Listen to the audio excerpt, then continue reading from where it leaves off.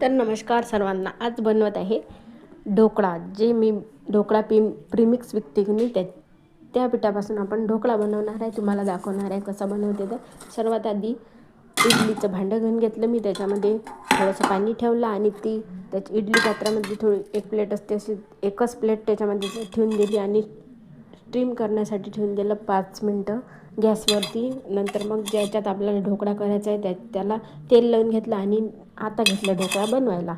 आणि 1 पाव घेतलं ढोकळ्याचं पीठ. त्याच्यामध्ये टाकलं पोहे खायचा 1 चमचा तेल आणि मस्तपैकी पाणी टाकून फेटून घेतलं जोपर्यंत हलकं होत नाही मिश्रण तोपर्यंत.